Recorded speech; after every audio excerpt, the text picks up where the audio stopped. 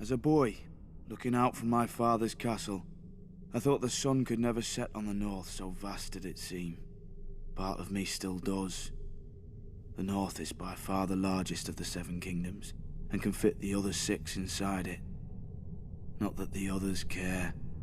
Cold and damp. That's how the southerners see the north.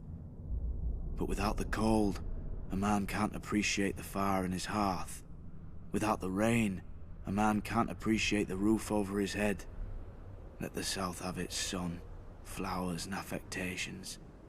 We northerners have home. Mine was once Winterfell, the ancient seat of my father's family, House Stark, who have ruled the north since the first men and were once the kings of winter. Growing up, Lady Catelyn made sure I knew I wasn't a Stark, no matter how much blood I shared with her true-born children. But where their name rules over the north, mine is the north. Snow. Our land stretches from the wall down to the neck, a narrow land that divides us from the rest of Westeros. Legend has it that the children of the forest flooded it in their war against the first men. If that's true, every Northman owes them a debt of gratitude. The swamps of the neck are as good as the wall for keeping out unwelcome armies. And if the swamps don't deter you, the Crannog men should. Small, shy people who rarely leave those swamps, and who follow House Reed, the gatekeepers of the north, and among the most important and loyal bannermen of House Stark. Also a bit strange. I heard their oath of fealty once as a child. It's like no other lords, ancient and dark.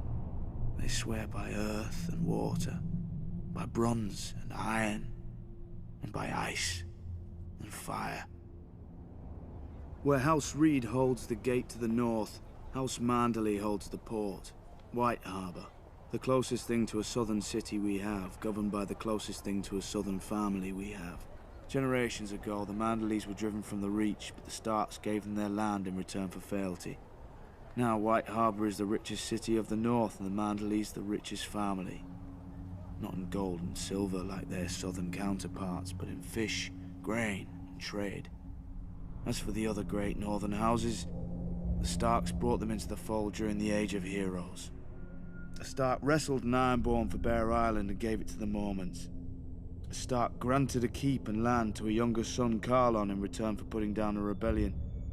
His family then grew up into the Karstarks. Starks fought the Wildlings and their kings beyond the wall beside the Umbers of Last Hearth, thus earning their fealty. Boltons.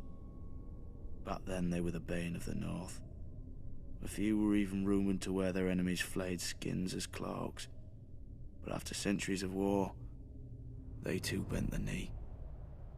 And so House Stark became the kings in the North, but never forgot that they weren't the North.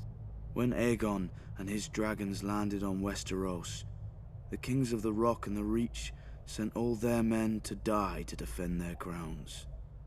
Torrhen Stark knelt, to spare his people the same fate. He placed duty above pride, just as my brothers in the Night's Watch had done for thousands of years at the Wall. Many think of it as the end of the world, but it's not.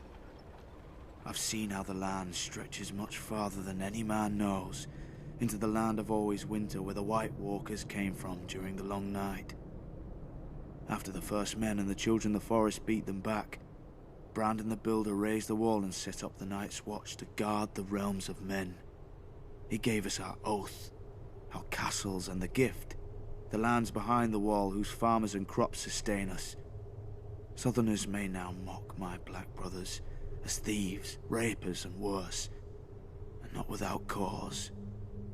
But the North remembers why we are there, and if we fall, the South will get a very harsh and very cold reminder.